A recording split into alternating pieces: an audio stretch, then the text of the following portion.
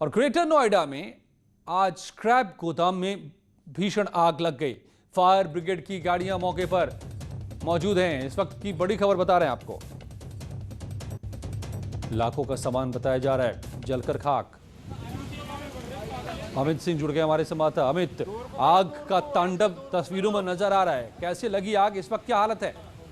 देखिए, आपको बता दूं कि अब से आधा घंटे पहले एक जो स्क्रैप का गोदाम था उसमें बहुत तेजी से अचानक आग लग गई। आग लगने का कारण स्पष्ट नहीं है, लेकिन आग ने इतना विकराल रूप ले लिया कि आग आधे घंटे के अंदर इतनी तेजी से बढ़ने लगी कि जो दमकल की गाड़ी है उसको आधा दर्जन गाड़ियों को आग पे काबू पाने में जुटी, लेकिन अभी आग काबू पे नहीं है, क्योंकि बताया जा रहा है कि जो स्क्रैप का गोदाम है ये इलेक्ट्रॉनिक ड्यूरेबल्स के स्क्रैप का गोदाम है, जिसमें तेजी से आग भड़क रही है और जो इलेक्ट्रॉनिक ड्यूरेबल्स हैं बहुत तेजी से जल रहे हैं, जिसके चलते अभी आग पे काबू नहीं पाया गया। कि आग पर काबू पाने के लिए लगभग आधा दर्जन कार जो गाड़ियां हैं दमकल की वो लगी हुई हैं, लेकिन अभी आग ने विकराल रूप धारण किया हुआ है। अभी जो दमकल की गाड़ियां हैं आग पे काबू पाने में जुटी हैं। जी, तो अभी आग कैसे लगी है ये तो नहीं पता, लेकिन कितना नुकसान हो गया है, क्या इसका अंदाजा कुछ लग पा रहा है?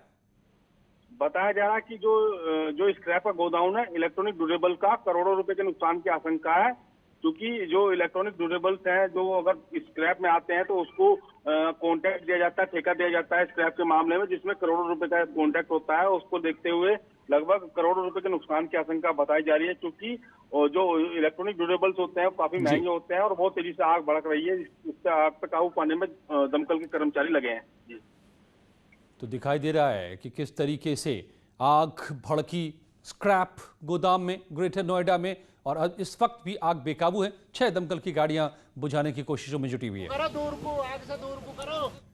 और बड़ी खबर, विजिलेंस विभाग की बड़ी कार्रवाई हुई है। प्रयागराज आगरा में छापेमारी हुई है। अवैध वसूली की शिकायत पर छापा मारा गया है। प्रयागराज में वन विभाग की चौकी पर छापा। वन विभाग के 2 कर्मचारी समेत 2 गिरफ्तार भी कर लिए गए।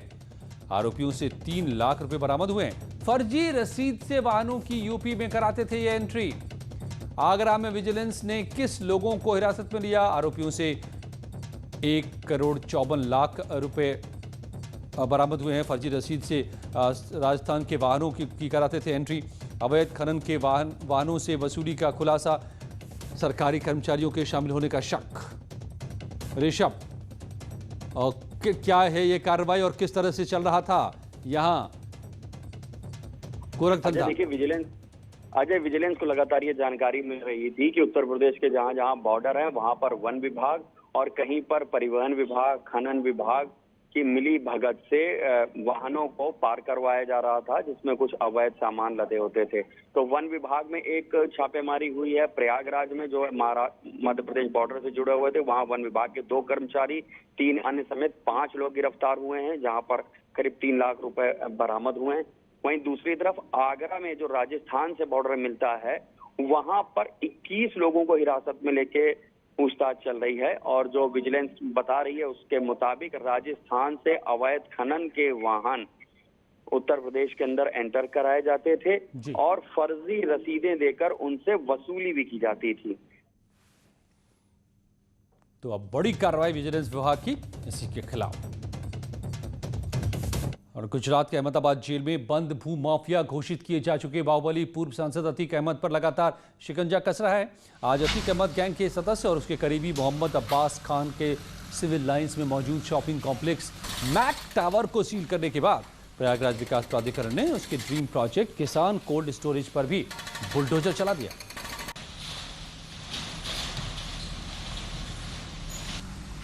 भू माफिया घोषित हो चुके बाहुबली पूर्व सांसद अतीक अहमद के खिलाफ लगातार पुलिस और प्रशासन का शिकंजा कसता जा रहा है। अब तक बाहुबली अतीक अहमद की दर्जनों संपत्तियों को कुर्क किया गया है।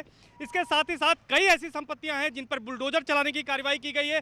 उसी कड़ी में एक बड़ी कार्रवाई झूसी के अंदावा में की गई है। ये कटका में बाहुबली अतीक अहमद का कोल्ड स्टोरेज है। ये किसान कोल्ड स्टोरेज है जो कि उनकी पत्नी शाइस्ता परवीन के नाम पर है। आप देख सकते हैं कि ये 10,000 वर्ग मीटर यानी 1 हेक्टेयर में करीब ये फैला हुआ है और ये अवैध निर्माण कहा जा रहा है, क्योंकि पीडीए से इसका नक्शा पास नहीं था। और आज जब इसके ध्वस्तीकरण की कार्रवाई हो रही है तो 6 जेसीबी मशीनें लगाकर इस बिल्डिंग को यहाँ पर ध्वस्त किया जा रहा है। और आप देख सकते हैं कि किस तरह की कार्रवाई यहाँ पर हो रही है। एसडीएम फूलपुर, सीओ, तमाम जो प्रशासनिक अधिकारी हैं वो मौके पर मौजूद हैं और यहाँ पर कार्रवाई की जा रही है।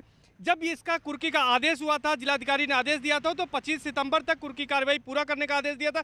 लेकिन सबसे बड़ी समस्या उस समय आई थी, करीब 1000 किसानों का आलू इस कोल्ड स्टोरेज में रखा गया था। सबसे पहले जो प्रशासन के सामने चुनौती थी कि उस आलू को यहाँ से निकाला जाए। रागरा में भूमाफिया रवि बंसल की प्रॉपर्टी को पुलिस और प्रशासन ने सीज कर दिया। भूमाफिया रवि बंसल पर जमीन से जुड़े कई मामले दर्ज हैं। पुलिस ने भूमाफिया रवि बंसल के खिलाफ गैंगस्टर की भी कार्रवाई की थी। लिहाजा ऐसी कार्रवाई में पुलिस और प्रशासन ने भूमाफिया रवि बंसल की करोड़ों की संपत्ति को जब्त किया है।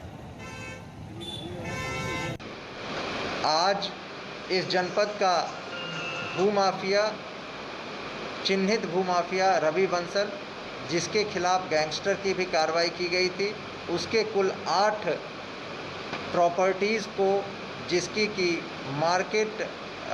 की औपचारिक वैल्यू 5 करोड़ के आसपास है, उसकी जब्तीकरण की हमारी टीम कार्य कर रही है। इनकी प्रॉपर्टीज़ जो तकरीबन 5.5 करोड़ के आसपास की है, मार्केट वैल्यू तकरीबन 10 करोड़ से ज़्यादा की है। इस सभी को पुलिस और मजिस्ट्रेट के द्वारा जो है जब्त किया जा रहा है और उसे सील कर सरकार के कब्जे में ले लिया जाएगा। पीलीभीत में सभासद जगन्नाथ की शिकायत पर भूमाफियाओं के ऊपर जमकर बुलडोजर चल गया। नजूल की भूमि पर बारात घर मालिक और टाल संचालक ने जबरदस्ती कब्जा कर लिया था। इसी की शिकायत स्थानीय सभासद जगन्नाथ ने लगभग 1 साल पहले की थी। प्रशासन ने अब इसे गिरा दिया है। इन दबंग माफियाओं ने कब्जा कर रखा था।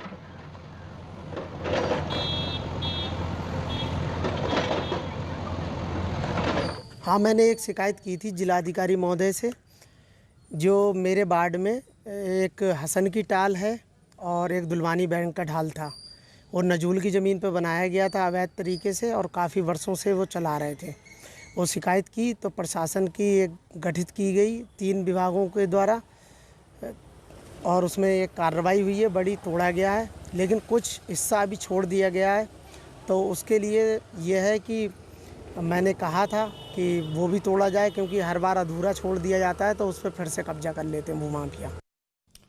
लखनऊ एयरपोर्ट पर पकड़ा गया तस्करी का सोना। खबर आ रही है कि 2,09,77,000 के सोने के बिस्किट रियाद से तस्करी करके लाया जा रहा था। सोना मुरादाबाद के युवक के पास मिला 3,849 ग्राम सोना। कस्टम विभाग ने युवक को गिरफ्तार कर लिया है। सोने की तस्करी से के तहत गिरफ्तार हुआ है।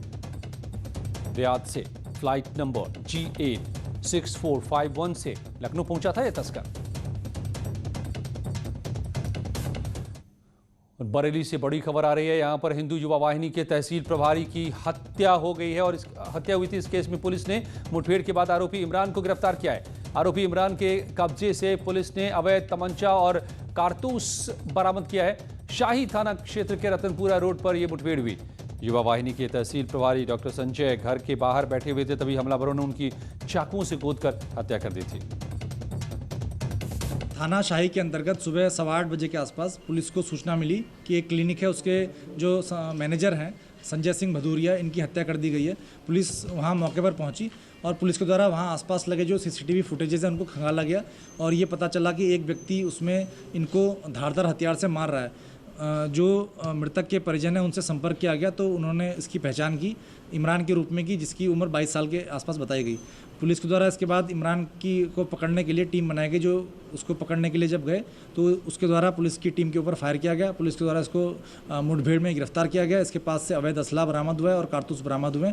पुलिस के द्वारा इस पूरे मामले में 302 का मामला पंजीकृत किया गया है। साथ ही साथ आपको ये अवगत कराना है कि इसमें NSA की कार्रवाई भी आगे की जाएगी।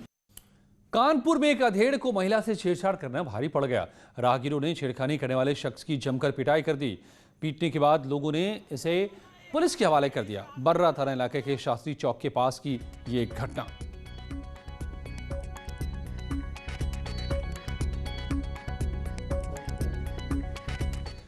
कानपुर में सेक्स रैकेट का भंडाफोड़ हुआ है। यहां पर स्पा सेंटर की आड़ में सेक्स रैकेट चल रहा था। पुलिस ने 6 से ज्यादा युवक युवतियों को गिरफ्तार किया है। चकेरी थाना इलाके के सनीगवा में ये छापेमारी की गई। स्पा सेंटर की आड़ में सेक्स रैकेट का भंडाफोड़ कानपुर में।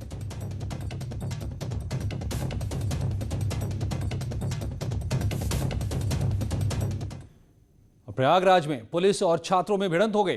बेरोजगारी को लेकर छात्र प्रदर्शन कर रहे थे। पुलिस ने छात्रों को दौड़ा दौड़ा कर पीटा। प्रदर्शनकारियों ने भी पथराव किए। प्रयागराज में पुलिस और छात्रों में जमकर भिड़ंत हो गई। सभी छात्र बेरोजगारी समेत कई मुद्दों पर प्रदर्शन कर रहे थे। पुलिस ने छात्रों को दौड़ा दौड़ा कर पीटा।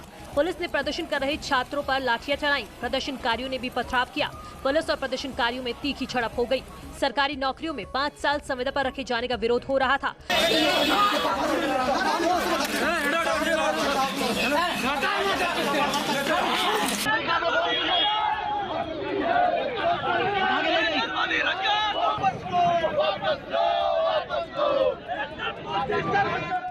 500 से ज्यादा छात्र प्रदर्शन कर रहे थे। बालसुन चौराहे पर लाठीचार्ज और हंगामा हुआ। छात्रों के प्रदर्शन को देखते हुए भारी संख्या में पुलिस बल तैनात किया गया था। शिया वक्फ बोर्ड के पूर्व चेयरमैन वसीम रिजवी का बड़ा बयान आया है। उन्होंने एक बार फिर काशी मथुरा के मुद्दे को हवा दी है। वसीम रिजवी ने साफ साफ कहा है कि अभी तो मथुरा काशी की लड़ाई बाकी है। उनके मुताबिक मथुरा काशी समेत 9 मस्जिदों को मुगलों ने मंदिर तोड़कर बनाया था। उन 9 मस्जिदों को हिंदुओं को वापस दिलाने का काम अभी बाकी है।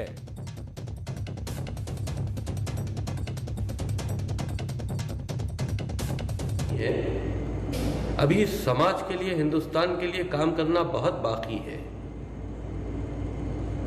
अभी काशी मथुरा के मामले भी हैं। वो मुगलों के कुकर्म है जिसकी वजह से हिंदुस्तान में तासुब है हिंदू और मुसलमानों का। काशी मथुरा समेत 9 ऐसी मस्जिदें हैं जो मंदिरों को तोड़कर बनाई गई हैं। उन्हें भी हिंदुओं को वापस किया जाना बहुत जरूरी है। शोएब जमुई प्रेसिडेंट हैं इंडियन मुस्लिम फाउंडेशन के, मेरे साथ जुड़ गए हैं। शोएब साहब, आपने सुनी बात, वसीम रिजवी का बयान, काशी मथुरा मुगलों ने मस्जिदें बनाई थी, मंदिरों को तोड़कर उसे वापस होना चाहिए हिंदुओं को, यह काम अभी बाकी है। बिल्कुल सुनी है। और इस तरह के जो लोग हैं वो देश का माहौल हमेशा पूछता हूं कि देश किसी की स्टेटमेंट से चलेगा या संविधान से चलेगा। हमारे संविधान में, कानून में लिखा है कि 1992 के रिलीजियस प्रोटेक्शन तो ये अभी अखाड़ा परिषद ने भी इस बात की गुहार लगाई है शोएब साहब कि मुस्लिम समुदाय के लोग बातचीत के रास्ते आपसी सौहार्द को बढ़ाने के लिए इन्हें वापस कर दें ताकि हिंदू मुस्लिम के बीच में सौहार्द बढ़े। नहीं सर, मैं संविधान की बात कर रहा हूं तो मुझे बीच में ना रोकिए। मैं पहले बता दूं कि 1992 का रिलीजियस प्रोटेक्शन है ना, वो कानून क्या कहता है कि कोई भी मुसलमान किसी मंदिर को क्लेम नहीं कर सकता और कोई भी हिंदू किसी मस्जिद को क्लेम नहीं कर सकता सिवाय बाबरी मस्जिद के। ये कानून बनी थी 1992 में। ठीक है, चलिए, शोएब जमुई का कहना है कि किसी भी सूरत में इन्हें वापस नहीं किया जाएगा। कानून इसकी इजाजत उनके हिसाब से नहीं देता। देखना होगा अखाड़ा परिषद के बाद वसीम रिजवी के इस बयान के बाद आगे ये मामला कैसे बढ़ता है। लौटते हैं कुछ ही पलों में और खबरों के साथ।